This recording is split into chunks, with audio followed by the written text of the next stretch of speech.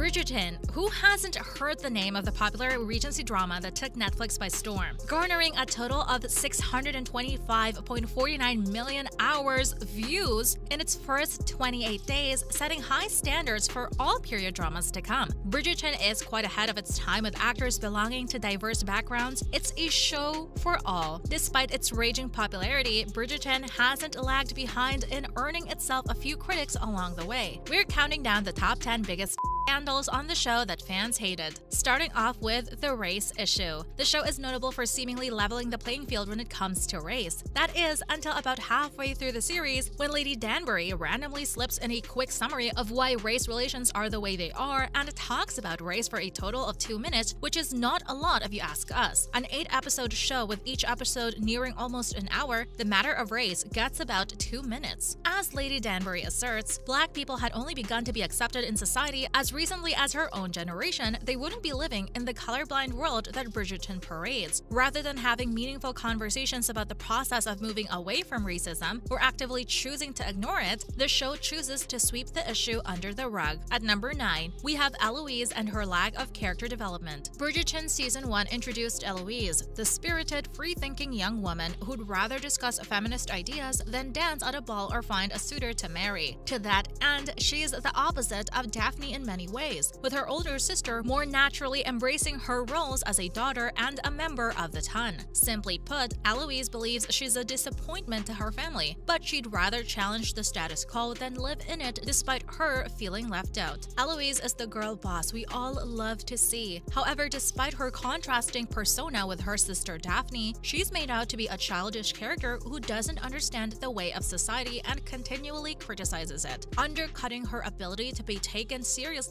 by the audience. At number 8, we have the toxic romanticization of Duke and Daphne's relationship. Viewers oftentimes would find these two intertwined with each other, disregarding all aspects of a fully functioning relationship. Bridgerton had the opportunity to do something unique with Simon and Daphne's romance. Instead, they reinforced outdated tropes and toxic relationship ideals. It was hard to ignore that the entirety of the second half of Season 1 was heavily fixated on Daphne and Simon's more intimate scenes, setting up the idea that if a relationship is filled with lust and passion, it must be a healthy one. This isn't always the case, and this show plays a significant role in normalizing relationships with a minimal connection, indirectly condoning toxic relationships depicted in other films and series like 50 Shades of Grey and Twilight. At number 7, we have the controversial male assault scene. The controversial scene in the 6th episode has seen accusations by some that the show ignores the topic of male sexual assault. The scene sees the central character Daphne Bridgerton refusing to stop having sex with the Duke of Hastings despite his requests to. The scene has sparked a deluge of comments on social media, with many saying that the issue of male sexual abuse is simply glossed over, raising questions like, Bridgerton has a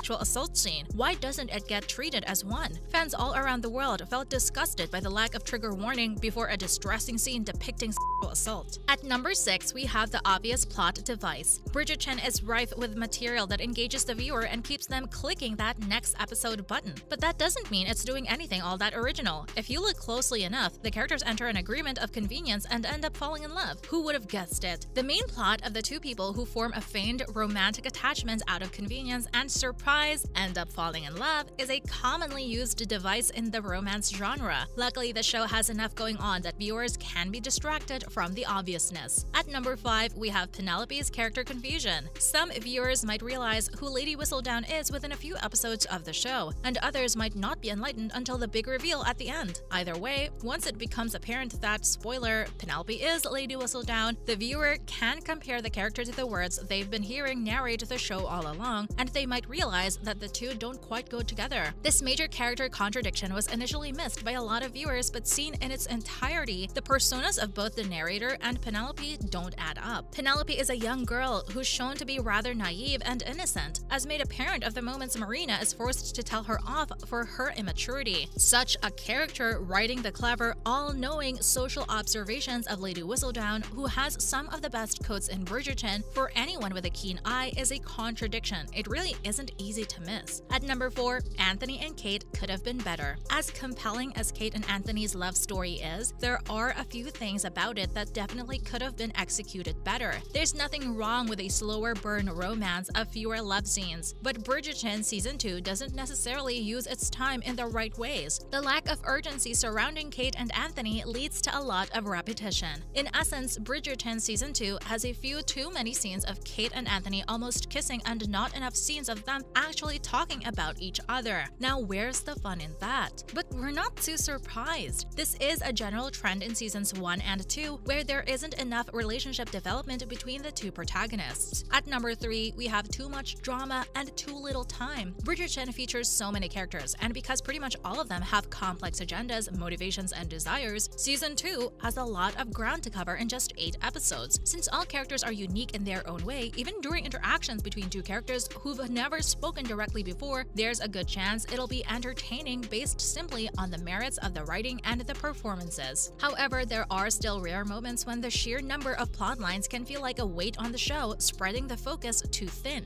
For the most part, it balances the various plot lines well, but there are moments where things drag just a bit. It would have been nice to see more of Kate's relationship with her mother, a proper arc for Daphne, and some extra scenes for Edwina after her engagement breaks down. Because much of the core drama of Season 2 is backloaded to the last few episodes, there's a lot of time to build things up and not a lot of time to give them proper payoffs. At number 2, we have Anthony's not-so-charismatic character. The biggest letdown is that Anthony Bridgerton isn't a likable character. Just like in the first season, he starts out as bossy, stubborn, slightly misogynistic, and inconsiderate. He has a list of near-impossible standards for his future wife to meet, never acknowledging his own faults. And worst of all, instead of reconciling any of these issues on his own and growing as a character, he only progresses further due to his relationship with Kate. The writers seem to think that her accepting him as a match is an indication that she misjudged him or that he's changed, but for viewers, it's not enough. Since Anthony is hard to root for, it's also hard for fans to imagine Kate and Anthony ending up together. Some of their scenes together end up dragging as a result. Finally, at number 1, we have how Season 2 has failed Kate Sharma. Kate is a complex character who contains multitudes. Bridgerton throughout the series failed to acknowledge her side of the story and seems woefully uninterested in Kate as a person. We learn next to nothing about her backstory or how she feels about coming to England with her family in the first place, and her primary personality traits are developed to suit the plot rather than tell us anything about who she is. Kate is a woman who speaks multiple languages and who can ride and hunt as well as many of the men of the town, yet she's given little to do beyond coming up with creatively rude things to say to or about Anthony in a variety of different things. We get it, being mean to him shows us that she likes him. There was so much to her character as a woman besides being caught in a love triangle and giving up her feelings for her sister. As for the 3rd edition of Bridgerton, fans can't wait to dive into the ever-so-thickening plot of this raunchy Regency drama that comes out next year, and we can't wait to bring you new insights on Penelope and Colin's shaky romance. That's a wrap for this video. Tell us about your most hated scenes in the comments below. Make sure to give this video a thumbs up and subscribe to our channel for more videos like this. See you at the next one.